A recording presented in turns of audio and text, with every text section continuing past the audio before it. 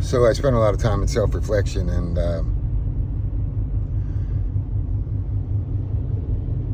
I'm also in long-term recovery, and I don't talk about recovery on there very much because I talk about my recovery, but I don't talk about the setting I'm in. I don't want this to be any sort of recovery channel. It's about my spiritual awakening and how I trust the direction and the path that I'm on.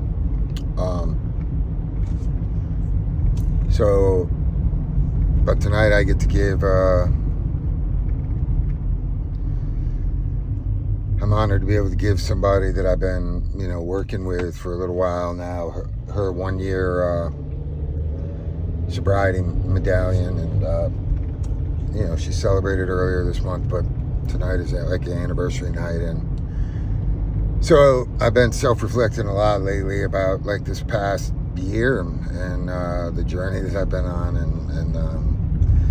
and I kind of wanted to share that on here, I guess, or at least document it, and for her, and maybe somebody needs to hear it. I don't know why I do the things I do, but I trust them like completely. So I am in a long-term recovery, and there are some things that I do which might be a little different than other people. Like I don't use the word sponsor, right? I say things like it's a reciprocal relationship, and I can't help anybody, and I can't I learn more from them than they do from me, and a lot of people say those things, but I try not to divide us into like somehow I'm in this position to be a teacher when I'm always a student in life, right? So I don't use the word sponsor, and a lot of times in recovery setting, people raise their hand in order to be a sponsor, and this isn't something that I do, right?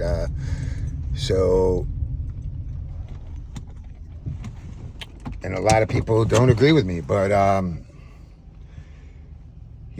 say things like we all responsible to help each other if somebody asks for help, and I don't need to raise my hand and somehow say pick me, right?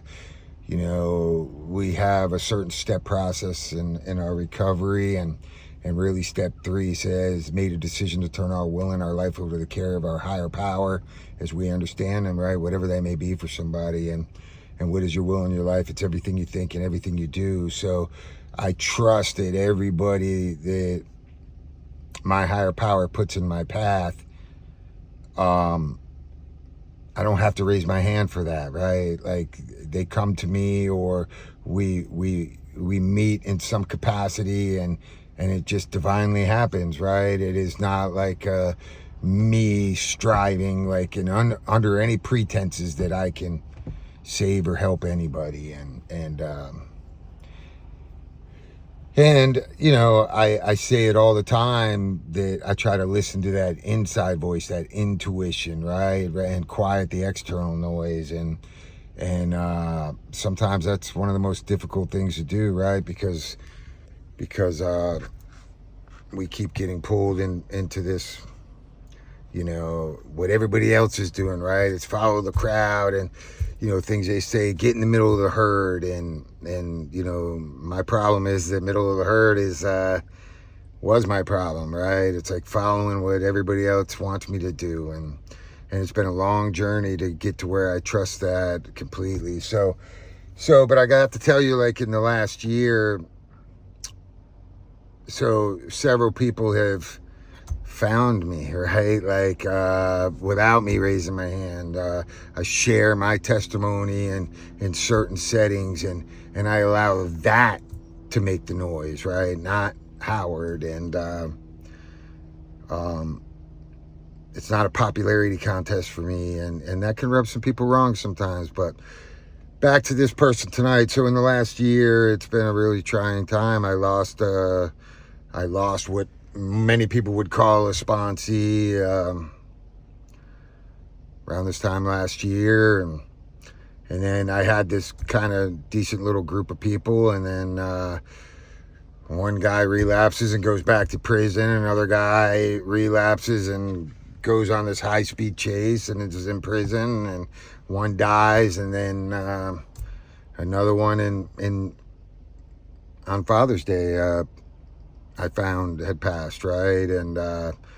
And you suddenly realize to yourself, like, what the heck am I doing, right? Like, I know I say I can't help anybody, but I'm not that effective, like, and you kind of get down on yourself a little bit, and I'm not a real religious guy. I am a spiritual guy, and I don't faith identify, but I go to church with one of my with the guy who I found on Father's Day's family, and I go to their family church, and it's like I can get the message anywhere, right? And when I walk in there, the pastor is telling a biblical story about Elijah, right? And he says Elijah, like, has a hell of a day, and he slays 850 Baal worshipers or satanic worshipers in one day, and then he makes it rain when hasn't rained in years, and it cures a drought. And then he races this chariot back to town. It's over 20 miles, and he beats this chariot back to the town. And then he had an amazing day with great accomplishments. But he still finds himself, like, completely unworthy of God's grace, and he says, God, I failed you. Take my life, because Jezebel is still alive, right? And the reason I tell you this story is because the pastor goes on to say,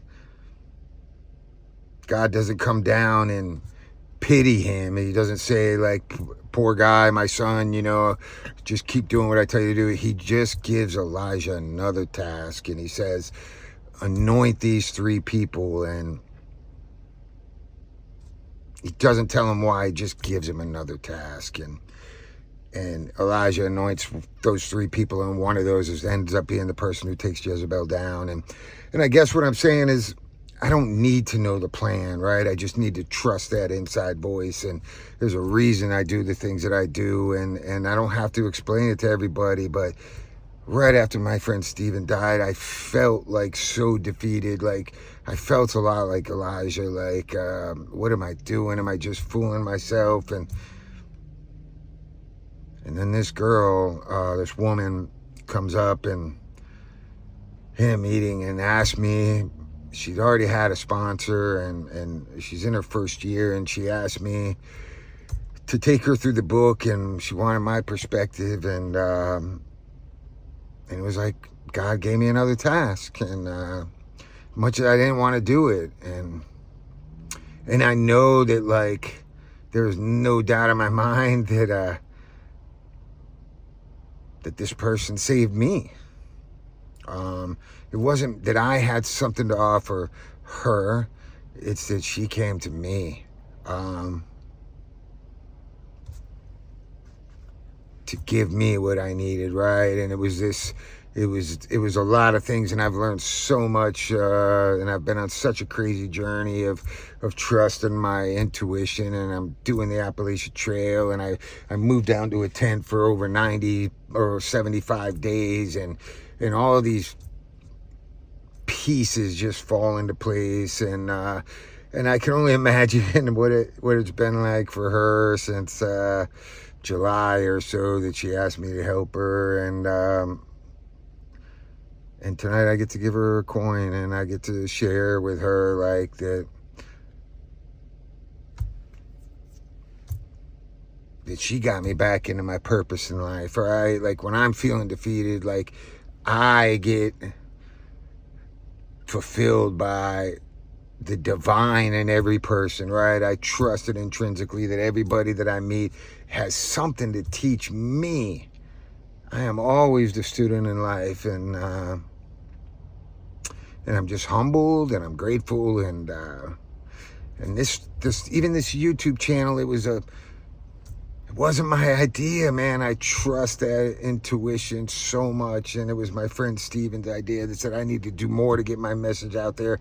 And I haven't even started to get my message out there yet because my message, I don't know what I'm supposed to be doing, man. It's just, but I trust it, right? It is just me trying to get comfortable releasing content and just being on camera and showing people that I can be happy and content in any and all circumstances. And I know I've been on a crazy journey lately, and I know that sometimes the things that I do in recovery might seem like I am going against the grain, and maybe I am, but I 100% trust that I everything I do is for a reason, and that I completely try to deflate Howard as much as I can and listen to that inside voice, and that includes doing the Appalachian Trail. It wasn't my idea. It wasn't like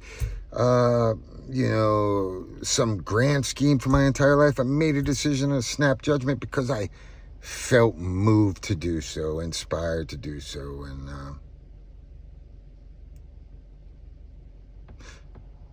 all knowledge is taught you, but true knowing is what you are. And if you can listen to that voice, it always guides you, and it always puts you in the right place, and you are always exactly where you're supposed to be, exactly when you're supposed to be there. And everybody you meet is intentional. So I won't say congratulations as a person, but I will say thank you.